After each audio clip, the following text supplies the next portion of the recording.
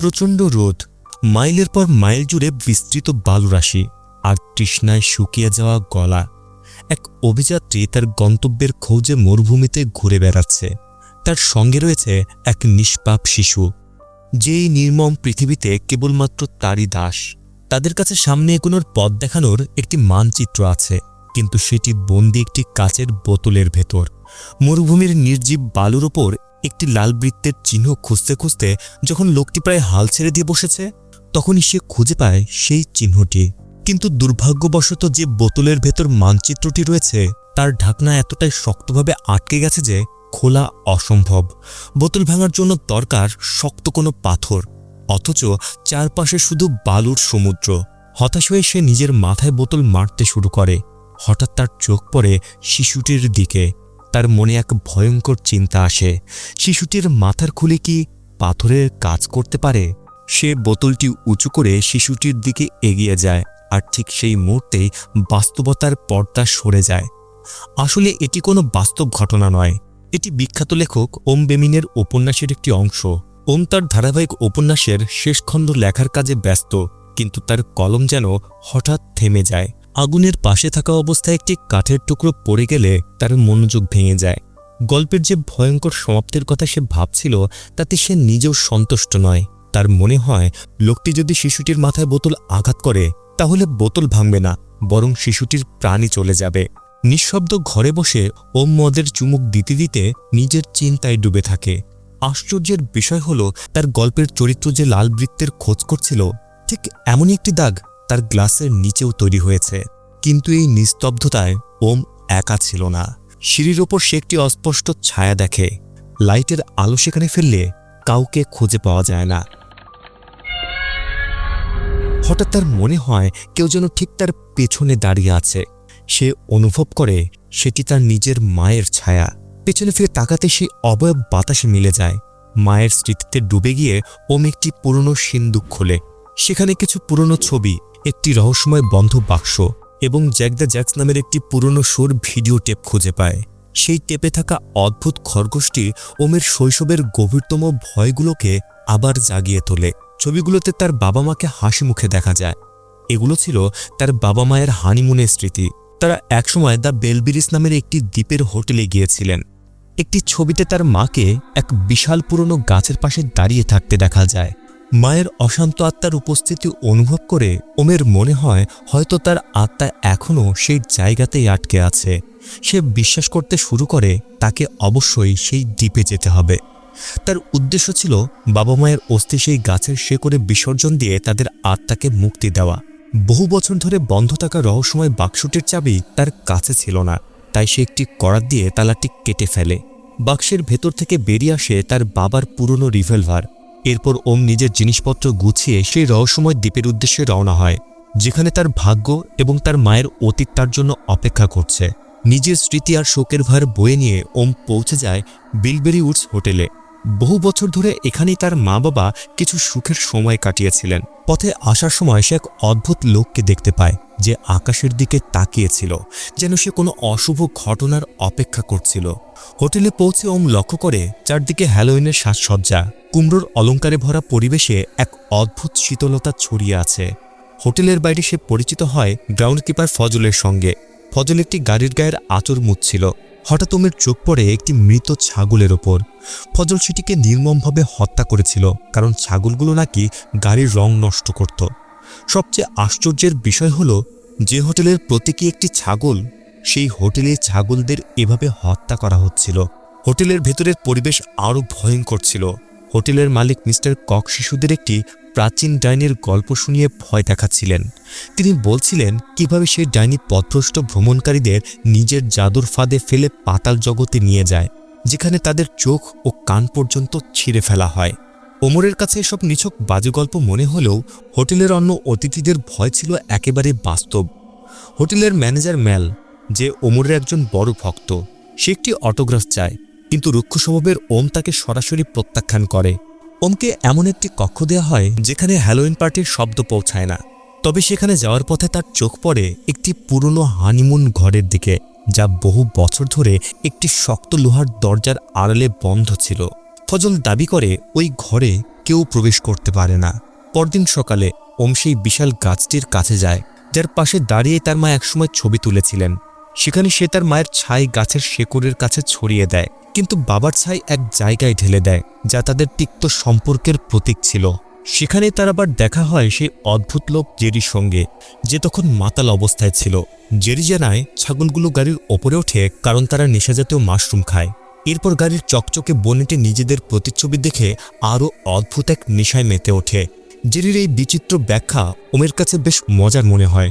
সন্ধ্যায় বারে ওম বারটেন্ডার ফিওনাকে তার গল্পের করুণ সমাপ্তি শোনায়, যেখানে সেই শিশুটি মারা যায়। ফিওনার গল্পটি একেবারেই ভালো লাগে না, কিন্তু ওমের নিজের জীবনে যেন কোনো ট্র্যাজেডি চরিত্রের চেয়ে কম নয়। সে জানায় কিভাবে তার মাকে হত্যা করা হয়েছিল এবং সেই ঘটনার পর তার বাবা মদে ডুবে আত্মহত্যা করেছিলেন। কথা বলতে বলতে ফিওনা জানায় হানিমুন ঘরটি বন্ধ থাকার কারণ হলো সেটি অভিশপ্ত বা ভৌতিক। মিস্টার কক নাকি সেই ডাইনিকে ওই ঘরের ভেতর বন্দি করে রেখেছেন। ফিওনা সেখানে যেতে চাইলেও ভয়ে মেল কখনো চাবি চুরি করার সাহস পায়নি। ঠিক তখনই বেলবয় এলবি তার ভয়ঙ্কর অভিজ্ঞতার কথা বলে। সে দাবি করে একদিন সে একা লিফটের সামনে দাঁড়িয়ে কাজ করছিল। এমন সময় লিফটটি এসে সেখানে থামে, কিন্তু ভেতরে কেউ ছিল না, একদম অন্ধকারে ঢাকা। এজন্য সে আলো জ্বালায়, কিন্তু তবুও কাউকেই দেখতে পায় না। আলো একটু ভেতরে নিয়ে যেতেই এক ভয়ঙ্কর ডাইনির মুখ দেখেছিল সে। ওম এসব গল্প নিয়ে উপহাস করতে শুরু করে এবং এলবিকে অপমান করে, এমনকি রাগের মাথায় গরম চামচ দিয়ে তার হাতও পুড়িয়ে দেয়। কিন্তু সেই রাতেই ঘটনাগুলো আরও ভয়ঙ্কর হয়ে ওঠে। ফিওনা ওমের ফেলে যাওয়া কিছু জিনিস ফেরত দিতে তার কক্ষে যায়। বারবার ডাকলেও ভেতর থেকে কোনো সাড়া আসে না। এলবির সাহায্যে দরজা খোলার পর তারা এমন এক দৃশ্য দেখে যা তাদের আতঙ্কে কাঁপিয়ে তোলে। ওম ফাঁসিতে ঝুলে আত্মহত্যার চেষ্টা করছিল। মৃত্যুর খুব কাছে পৌঁছে ওম একটি অদ্ভুত স্বপ্ন দেখে। সে নিজেকে সেই হানিমুন ঘরের লিফটের মধ্যে আটকে থাকতে দেখে। সেখানে সে তার মায়ের কান্নার শব্দ শুনতে পায়। ভয়ে সে পালানোর চেষ্টা করে, লিফটের বোতাম চাপতে থাকে, কিন্তু সেই আত্মাটি তার পিছু ছাড়ে না। সৌভাগ্যবশত ফিওনা ও এলবি সময় মতো তাকে হাসপাতালে নিয়ে যেতে সক্ষম হয়। জ্ঞান ফেরার পর ওম অনুভব করে কেউ যেন তার শরীরে হাত রেখেছিল, কিন্তু আশেপাশে কাউকেই দেখা যায় না। সে বেঁচে গেলেও বুঝতে পারে তার মায়ের আত্মা যেন এখনও তাকে কোনো অসমাপ্ত সত্যের দিকে ইঙ্গিত করছে। হাসপাতাল থেকে সুস্থ হয়ে ওম আবার হোটেলে ফিরে আসে, কিন্তু এবার হোটেলটি আগের মতো ছিল না। মৌসুম শেষ হয়ে যাওয়ায় হোটেল বন্ধ হওয়ার প্রস্তুতি ছিল এবং চারিদিকে গভীর নীরবতা নেমে এসেছিল। ওম সেখানে গিয়েছিল শুধু নিজের জিনিসপত্র নিয়ে যাওয়ার জন্য। সেখানে তার দেখা হয় মেলের সঙ্গে। ওম জানতে চায় তার প্রাণ কে বাঁচিয়েছিল। মেল জানায় ফিওনাই বাঁচিয়েছে। ওম ফিওনার কাছে ক্ষমা চাইতে এবং তাকে ধন্যবাদ জানাতে যায়। তাই সে মেলের কাছে ফিওনার ফোন নম্বর চায়। এরপর মেল যা বলে সেটা শুনে ওমের চোখ কপালে উঠে যায়, কেননা ফিওনা নিখোঁজ। তাকে বেশ কয়দিন ধরেই খুঁজে পাওয়া যাচ্ছে না। তাকে শেষবারের মতো দেখা গিয়েছিল হ্যালোউইনের রাতে। তারপর কয়েক সপ্তাহ কেটে গেলেও তার আর কোনো খোঁজ মেলেনি। পুলিশ পুরো হোটেল এবং আশেপাশের বন তন্ন তন্ন করে খুঁজেছে, কিন্তু কোনো সূত্র পায়নি। পুলিশের সন্দেহের কেন্দ্রে ছিল জেরি। 10 বছর আগে নিজের স্ত্রীর মৃত্যুর পর থেকে সে পলাতক ছিল এবং বনের মধ্যে একটি পুরনো ভ্যানে লুকিয়ে থাকত। ফজল জানায় হ্যালোউইনের রাতে সে ফিওনাকে জেরির সঙ্গে কথা বলতে দেখেছিল, আর সেই রাতের পর থেকেই জেরিও রহস্যজনকভাবে উধাও হয়ে যায়। হোটেল ছাড়ার সময় ফজল ওমকে বলে সে ভাগ্যবান ছিল, কারণ ফিওনার অশুভ আশঙ্কায় তার জীবন বাঁচিয়েছে। যখন ওম ফিওনার ব্যাপারে আরও জানতে চায়, তখন ফজল জানায় সেই রাতে ফিওনা খুবই উদ্বিগ্ন ও বিষণ্ণ ছিল। তখন ওম একটি গুরুত্বপূর্ণ প্রশ্ন তোলে, হানিমুন ঘরটিতে কি কখনো তল্লাশি চালানো হয়েছিল? কেননা ফিওনা সেখানে যেতে চেয়েছিল, কিন্তু ফজল স্পষ্ট জানিয়ে দেয় ওই ঘরটি সবসময় তালাবদ্ধ থাকে এবং এর চাবি শুধুমাত্র মিস্টার ককের কাছেই আছে, তাই সেখানে কারো প্রবেশ করা সম্ভব নয়। ওম বুঝতে পারে এখানে সবাই একে অপরের আত্মীয় স্বজন এবং স্থানীয় পুলিশও তাদের পক্ষেই আছে, ফলে এখানে থেকে সত্য খুঁজে পাওয়া খুবই কঠিন। এয়ারপোর্টে যাওয়ার আগে সে জেরির ভ্যানের কাছে একবার থামে। ওম ফিওনার কিছু পুরনো বই খুঁজে পায়। এতে তার সন্দেহ আরও গভীর হয় যে ফিওনার নিখোঁজ হওয়ার পেছনে জেরির কোনো না কোনো ভূমিকা অবশ্যই আছে। ঠিক তখনই জেরি সেখানে এসে উপস্থিত হয়।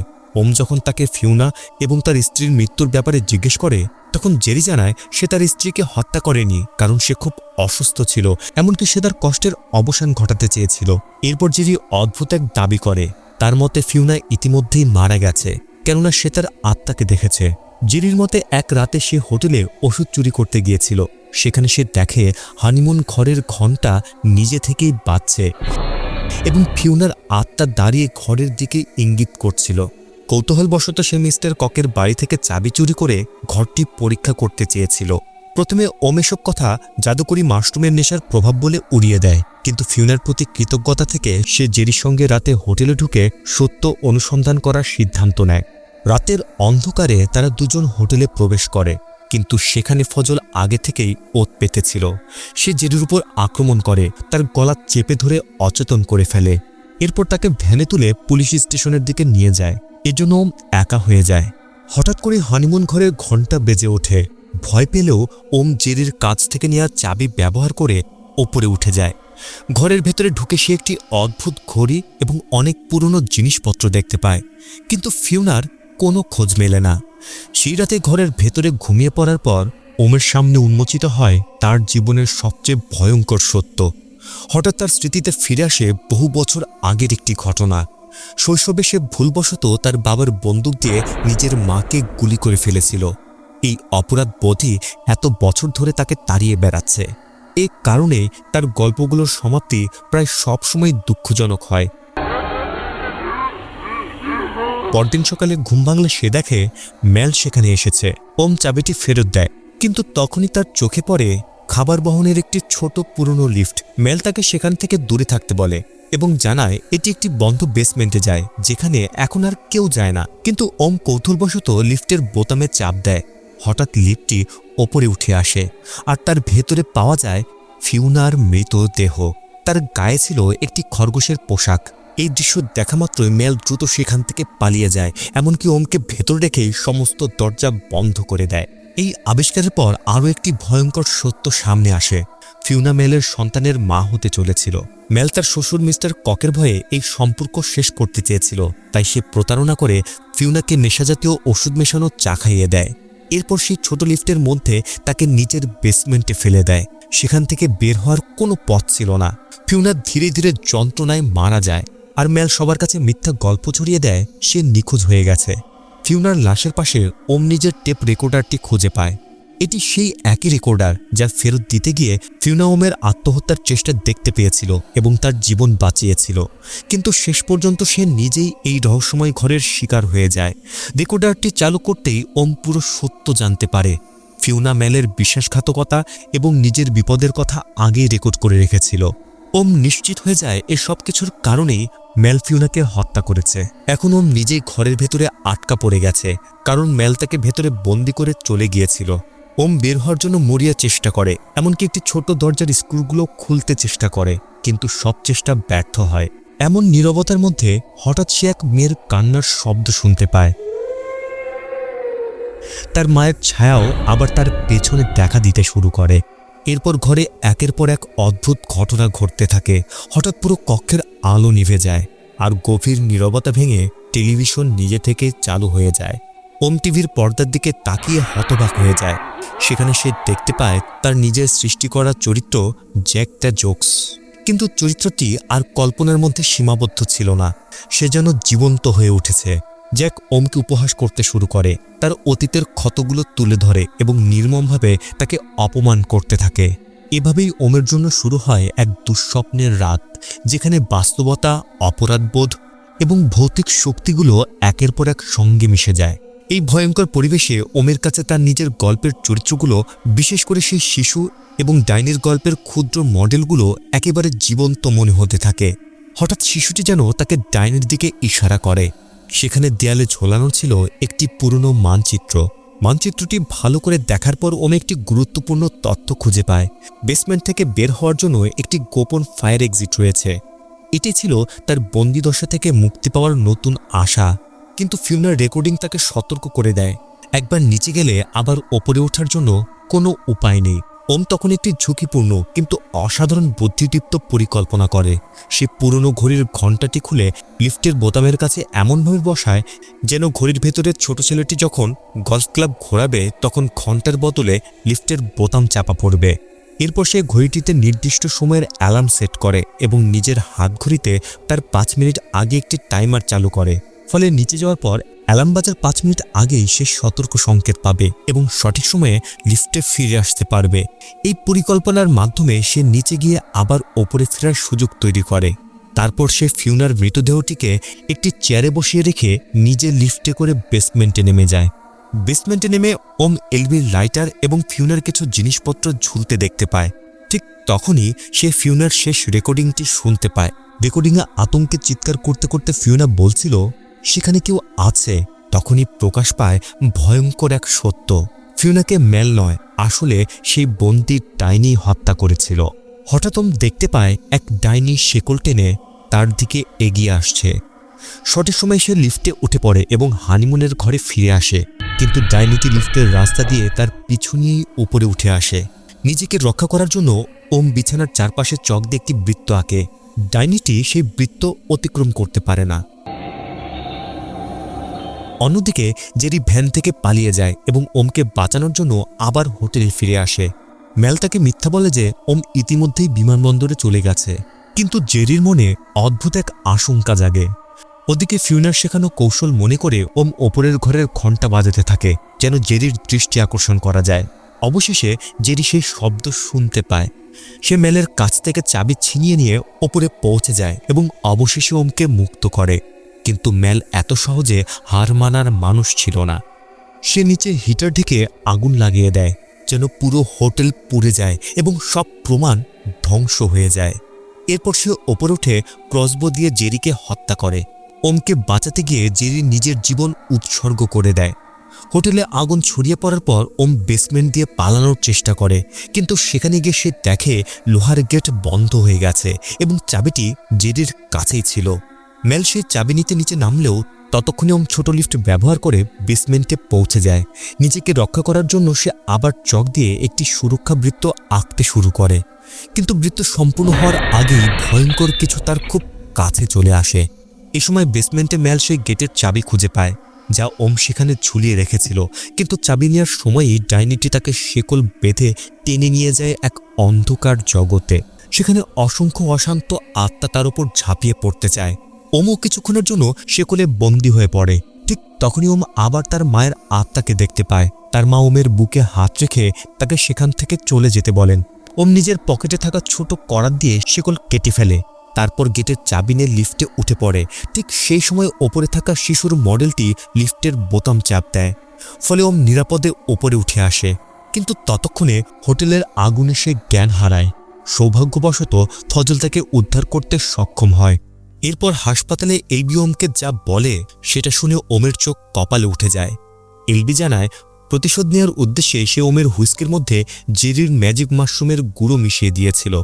অর্থাৎ ওম যে অদ্ভুত জিনিসগুলো দেখেছিল, যেমন জ্যাক দ্য জোকসের উপস্থিতি বা কিছু অলৌকিক দৃশ্য, সেগুলো অনেকটাই মাশরুমের প্রভাব হতে পারে।